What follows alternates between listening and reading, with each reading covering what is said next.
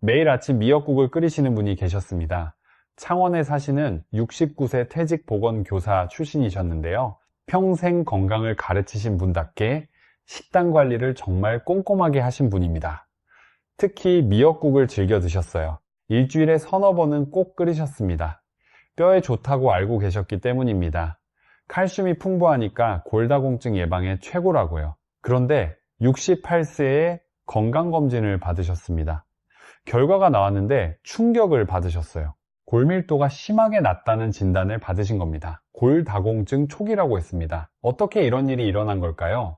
미역을 그렇게 많이 드셨는데요. 사실은 미역을 먹는 방법이 잘못되었던 겁니다. 미역 자체가 문제가 아니라 어떻게 드시느냐가 문제였습니다. 오늘 이 이야기를 자세히 해드리겠습니다. 여러분도 비슷하시지 않으세요? 미역국 끓이실 때 참기름부터 두르시지 않으세요? 파도 듬뿍 넣으시지 않으세요? 건강에 좋다고 미역을 자주 드시지 않으세요? 그렇다면 오늘 영상이 정말 중요합니다. 왜냐하면 우리가 당연하다고 생각했던 미역 먹는 습관 중에 영양소를 파괴하고 심지어 몸에 해로운 것들이 숨어 있기 때문입니다. 국내 한 대학병원 영양연구팀이 흥미로운 조사를 했습니다. 미역을 자주 드시는 60대 이상 여성 430명을 3년간 추적했는데요. 미역을 먹는 빈도는 비슷한데 칼슘 흡수율에서 최대 2.7배 차이가 났습니다. 같은 미역을 드셔도 방법에 따라 효과가 완전히 달라진다는 뜻입니다. 오늘 그 차이를 만드는 핵심을 정확하게 알려드리겠습니다. 잘못된 습관은 바로잡고 효과를 극대화하는 방법까지 빠짐없이 말씀드릴 테니까 끝까지 들어주세요. 자, 먼저 우리가 잘못 알고 있었던 습관들부터 살펴보겠습니다. 우리 세대는 어머니에게 배운 대로 미역국을 끓여왔습니다. 그 방법이 틀렸다고 하면 좀 섭섭하실 수도 있어요. 하지만 알고 나면 오히려 더 맛있고 더 건강하게 끓이실 수 있습니다. 첫 번째 이야기입니다. 미역국 끓이실 때 가장 먼저 뭘 하세요? 아마 대부분 냄비에 참기름을 두르실 겁니다. 참기름 고소한 향이 올라오면 미역과 고기를 넣고 볶으시죠. 우리 어머니도 그렇게 하셨고 우리 할머니도 그렇게 하셨습니다. 우리 세대라면 다 이 방법으로 배웠습니다. 수십 년간 이어져 온 방법이니까 당연히 맞다고 생각하셨을 겁니다. 그런데 잠깐 멈추셔야 합니다. 이걸 어떻게 설명드리면 좋을까요? 모든 기름에는 발연점이라는 것이 있습니다. 기름이 연기를 내기 시작하는 온도예요. 이 온도를 넘기면 기름 성분이 분해되면서 해로운 물질이 만들어집니다. 참기름의 발연점은 160도 정도입니다. 160도가 높은 것 같으세요? 사실 매우 낮습니다. 가스불에 빈 냄비를 올려놓고 1분만 가열하면 바닥 온도가 200도를 훌쩍 넘어갑니다. 이 상태에서 참기름을 두르면 순식간에 발연점을 넘기게 됩니다. 그러면 벤조피렌이라는 물질이 만들어집니다. 국제암연구기관에서 1급 발암물질로 분류한 물질입니다. 담배 연기에도 들어있고 고기를 불에 직접 구울 때도 생기는 바로 그 물질이에요.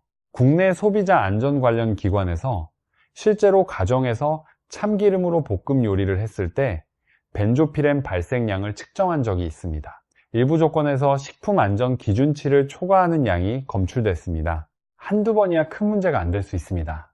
하지만 매주 서너 번씩 미역국을 끓이시는 분이라면 이것이 쌓이면 심각한 문제가 됩니다. 들기름도 마찬가지입니다. 발연점이 참기름보다 약간 높지만 역시 낮은 편입니다. 고온에 볶으면 같은 문제가 생깁니다. 그렇다면 어떻게 해야 할까요? 방법은 정말 간단합니다. 참기름과 들기름은 미역국을 다 끓인 후에 마지막에 넣어주세요. 불을 끄고 나서 혹은 그릇에 담은 후에 한두 방울 둘러주시면 됩니다. 이렇게 하시면 고소한 향과 맛은 그대로 살아있으면서 발암물질 걱정은 전혀 없습니다. 우리 가족이 먹는 음식이잖아요. 이 정도는 바꿀 수 있습니다. 처음부터 볶아야 맛이 난다고 생각하시는 분들 계시죠? 저도 그렇게 알고 있었습니다. 하지만 미역을 충분히 불려서 고기와 함께 기름 없이 먼저 볶고 물을 넣어 끓인 다음 마지막에 참기름을 넣어 보세요. 맛 차이가 거의 없습니다. 되려 참기름 고유의 향이 더 선명하게 살아나요.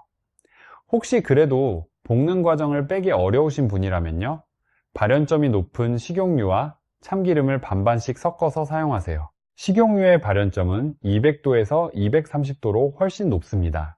섞으면 전체 발연점이 올라가서 해로운 물질 생성을 크게 줄일 수 있습니다. 이건 정말 오늘부터 바로 바꿀 수 있는 작은 변화입니다. 가족들이 먹는 미역국이니까요.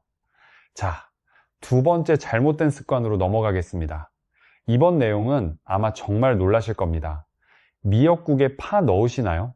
대파를 듬뿍 넣어서 국물 맛을 내시거나 미역 냉국에 쪽파를 넣으시는 분들 많으시죠. 아예 처음부터 파랑 미역을 같이 볶아서 시작하시는 분들도 있으시죠. 그런데요, 파가 미역의 가장 귀한 영양소 하나를 몽땅 잡아버립니다. 어떤 영양소냐고요? 칼슘입니다. 미역에는 칼슘이 정말 풍부합니다. 생미역 100g에 칼슘이 149mg 들어있는데요. 우유 100ml의 칼슘이 118mg입니다. 미역이 우유보다 칼슘이 26%나 더 많습니다.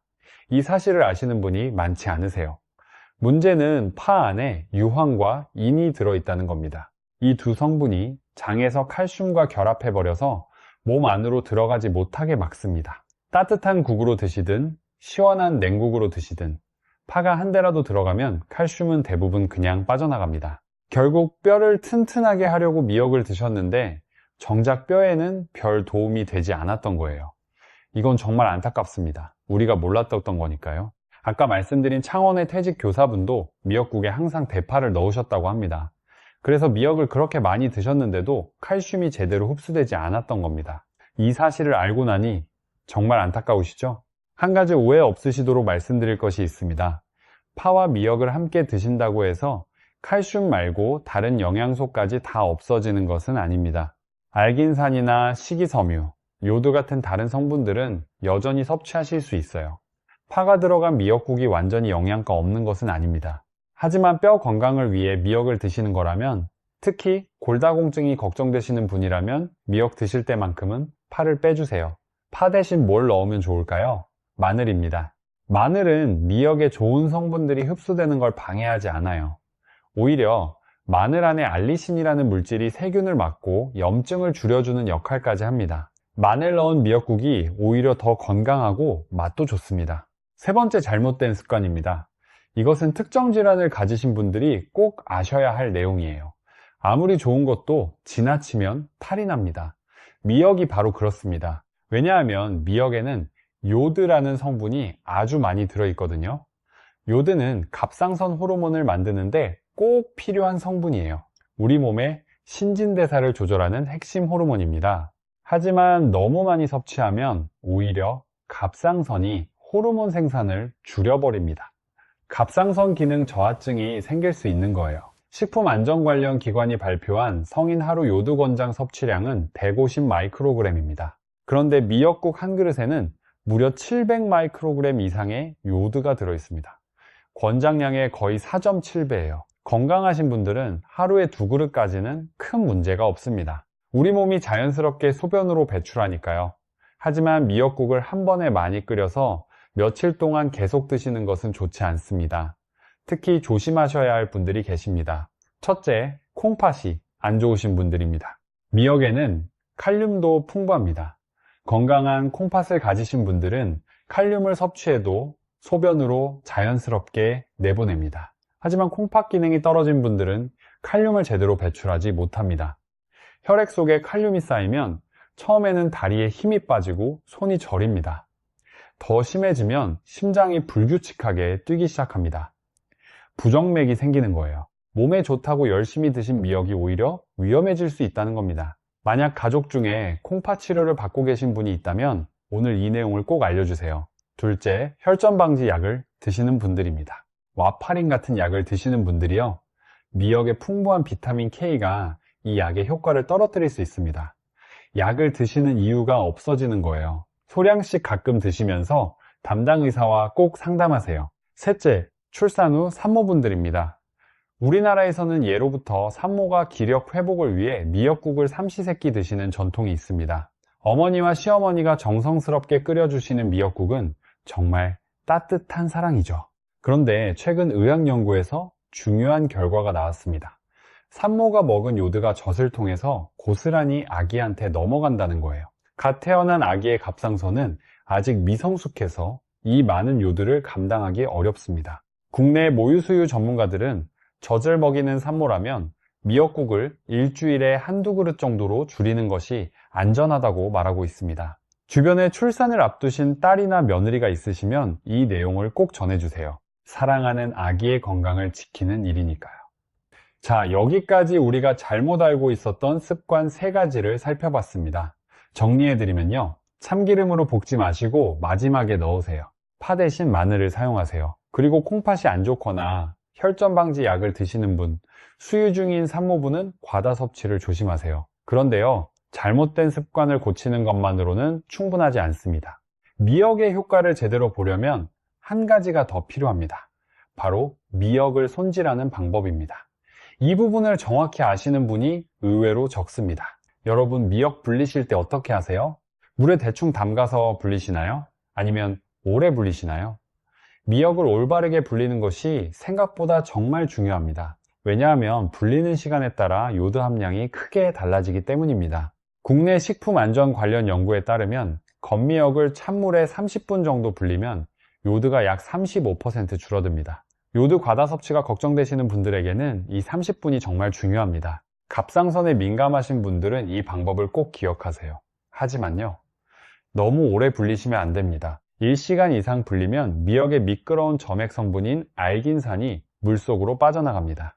알긴산은 우리 몸속 중금속과 독소를 붙잡아서 배출해주는 중요한 성분입니다. 콜레스테롤을 낮추는 데도 도움이 되고요. 이 좋은 성분이 물에 다 빠져나가 버리는 겁니다. 따라오고 계시죠? 그러니까 핵심은 이겁니다. 찬물에 30분. 우리가 기억할 건 이것 하나예요. 이 시간이 요드는 적당히 줄이면서 알긴산은 살리는 최적의 시간입니다. 미역을 고르실 때도 몇 가지 확인하시면 좋습니다. 건미역을 사실 때는 색이 너무 짙은 검은색보다는 약간 갈색빛이 도는 것이 좋습니다. 너무 검으면 불순물이 섞여 있을 수 있어요. 그리고 냄새를 맡아보세요. 바다향이 나면서 불쾌한 냄새가 없는 것이 신선한 겁니다. 보관은 어떻게 하시면 될까요? 건미역은 밀봉해서 서늘하고 어두운 곳에 보관하시면 됩니다. 개봉 후에는 습기가 들어가지 않도록 지퍼백에 넣어서 냉장 보관하시면 6개월 이상 드실 수 있습니다. 돈도 얼마 들지 않고 보관도 쉽습니다. 여기까지가 주의할 점이었고요. 이제 반가운 소식을 드릴 차례입니다. 미역이 가진 능력을 끝까지 끌어내는 방법이 있습니다. 같은 미역을 드셔도 이 방법들을 활용하시면 우리 몸이 흡수하는 영양소가 훨씬 많아집니다. 첫 번째는 표고버섯입니다. 아까 미역에 칼슘이 많다고 했죠? 여기서 중요한 점이 하나 있습니다. 칼슘이라는 성분은 단독으로는 흡수가 잘 안 됩니다. 반드시 비타민 D라는 조력자가 필요합니다. 이런 거와 같습니다. 집 열쇠가 있어도 자물쇠가 없으면 문을 열 수 없잖아요. 칼슘이 열쇠라면 비타민 D는 자물쇠입니다. 비타민 D가 없으면 칼슘이 아무리 많아도 몸에 흡수되지 않습니다. 그런데 표고버섯에 비타민 D가 풍부합니다. 특히 햇볕에 말린 건표고버섯은 생표고버섯보다 비타민 D가 거의 10배 이상 많습니다. 국내 한 대학교 식품영양학과에서 재미있는 실험을 했습니다. 미역을 단독으로 먹은 사람들과 표고버섯을 곁들여 먹은 사람들을 나눠서 칼슘 흡수를 측정한 겁니다. 결과가 어떻게 나왔을까요? 표고버섯을 함께 드신 분들의 칼슘 흡수가 43%나 더 잘 됐습니다. 같은 양의 미역인데도 표고버섯 하나 넣었다고 뼈로 가는 칼슘이 거의 절반이나 더 늘어난 겁니다. 이거 놀랍지 않으세요? 건표고버섯 한 봉지 사 두시면 냉장 보관하면서 오래 사용하실 수 있습니다. 미역국 끓이실 때 건표고버섯 2~3개를 함께 넣어보세요. 들깨가루도 비슷한 효과를 냅니다. 들깨가루 한 숟가락을 미역국에 넣으시면 고소한 맛도 살리고 칼슘 흡수도 높이는 일석이조입니다. 두 번째는 두부입니다. 아까 미역에 요드가 많아서 과잉 섭취가 문제될 수 있다고 말씀드렸죠. 그런데 두부에 들어있는 사포닌이라는 성분이 과잉 섭취된 요드를 몸 밖으로 배출하는 역할을 합니다. 미역에서 요드가 너무 많이 들어오면 두부의 사포닌이 그 여분의 요드를 잡아서 내보내줍니다. 자연스럽게 균형을 맞춰주는 거예요. 두부에는 레시틴이라는 성분도 풍부합니다. 뇌 신경세포의 막을 이루는 중요한 성분이에요. 기억력과 인지 기능을 유지하는 데 핵심적인 역할을 합니다. 국내 한 보건연구기관에서 60세 이상 분들을 대상으로 연구를 진행했는데요. 두부를 규칙적으로 드신 분들은 안 드신 분들에 비해서 인지 능력이 떨어지는 속도가 32% 느렸습니다. 치매 예방에 효과가 있다는 의미입니다. 두부 미역국 자주 끓여보세요. 세 번째는 미역귀입니다. 미역귀라는 부위가 생소하신 분도 계실 겁니다. 미역줄기 아래쪽에 붙어있는 두껍고 쫄깃한 부분입니다. 시장에서 따로 잘라서 팔기도 합니다. 이 미역귀에는 후코이단이라는 성분이 일반 미역보다 훨씬 더 많이 들어있습니다. 후코이단은요, 이건 정말 대단한 성분인데요. 최근 암 연구에서 전 세계 의학자들이 주목하고 있는 성분입니다. 암세포에게 스스로 죽으라는 신호를 다시 보낸다는 연구 결과가 동물 실험에서 나왔습니다. 아직 사람을 대상으로 한 대규모 연구가 더 필요하지만 전 세계 연구소에서 활발히 연구하고 있습니다. 혈관 보호와 항염 효과도 뛰어납니다. 대형 마트 수산물 코너나 재래시장에서 구하실 수 있어요. 네 번째는 오이입니다. 오이 미역 냉국, 여름철에 즐겨 드시죠? 시원하고 상큼한 그 맛이 참 좋습니다. 그런데 이 오이미 영냉국이 혈당 관리에 정말 탁월한 건강식이라는 사실 아셨나요? 혈당 지수라는 것이 있습니다. 음식을 먹었을 때 혈당이 얼마나 빨리 올라가는지를 나타내는 수치인데요. 이 수치가 낮을수록 좋습니다. 흰쌀밥은 혈당 지수가 70에서 80 정도로 매우 높습니다. 그런데 미역은 16이고 오이는 15입니다. 둘 다 놀라울 만큼 낮아요. 이 두 가지가 만나면 혈당 걱정 없이 마음 놓고 드실 수 있는 음식이 됩니다. 식초까지 더하시면 식후 혈당 상승을 추가로 억제해 줍니다. 피로 회복과 장 건강까지 챙기실 수 있어요. 자, 여기서 한 가지 더 말씀드리고 싶은 것이 있습니다. 미역에는 우리가 아직 충분히 주목하지 못했던 성분들이 더 있습니다. 최근 연구들이 속속 밝혀내고 있는 내용인데요. 정말 흥미롭습니다. 첫째, 푸코잔틴이라는 성분입니다. 미역의 갈색 색소 성분인데요. 이 성분이 체지방 감소에 효과가 있다는 연구 결과가 나왔습니다. 일본의 한 대학 수산과학 연구팀이 발표한 연구에서 푸코잔틴이 우리 몸의 백색 지방 조직에 있는 지방연소 단백질을 활성화한다는 사실이 확인됐습니다. 쉽게 말씀드리면 뱃살을 태우는 스위치를 켜는 겁니다. 동물 실험에서 복부 지방이 상당히 줄어드는 결과가 나왔어요. 더 놀라운 것은 국내 식품안전 관련 기관에서 미역 추출 복합물을 체지방 감소 기능성 원료로 공식 인정했다는 사실입니다. 미역이 단순히 몸에 좋은 식품이 아니라 비만 예방에도 도움이 될 수 있다는 과학적 근거가 점점 쌓이고 있는 겁니다. 뱃살 때문에 고민이신 분들, 미역 꾸준히 드시면 도움이 됩니다. 둘째, 미역의 후코이단이 뇌 건강에도 도움이 된다는 최신 연구가 있습니다. 2025년에 발표된 종합 검토 연구에서 미역에서 추출한 후코이단이 뇌 염증을 줄이고 신경세포를 보호하는 효과가 있다는 사실이 밝혀졌습니다. 몸속의 염증 신호를 차단하고 활성산소를 줄여서 뇌세포가 손상되는 것을 막아준다는 겁니다. 요즘 치매 걱정 많이들 하시죠? 미역의 후코이단이 뇌 건강을 지키는데 간접적으로 도움이 될 수 있다는 뜻입니다. 물론 미역만 먹는다고 치매를 완전히 예방할 수 있다는 뜻은 아닙니다. 하지만 일상에서 꾸준히 드시면 분명 도움이 됩니다. 셋째, 미역이 장 건강에 미치는 영향입니다. 2022년에 발표된 연구에서 미역의 다당류 성분이 장내 유익균을 크게 늘린다는 결과가 나왔습니다. 고지방 시기를 한 실험에서 미역 다당류를 섭취한 그룹은 장내 미생물 구성이 건강하게 변화했습니다. 유익한 균은 늘어나고 해로운 균은 줄어든 겁니다. 그 결과 체중 증가와 염증 반응이 모두 개선됐습니다. 장이 건강하면 우리 몸 전체가 달라집니다. 면역력이 올라가고 소화가 잘 되고 피부도 좋아집니다. 최근 의학계에서는 장과 뇌가 깊이 연결되어 있다는 사실도 밝혀지고 있습니다. 장이 건강하면 뇌 건강에도 좋은 영향을 준다는 연구들이 계속 발표되고 있어요.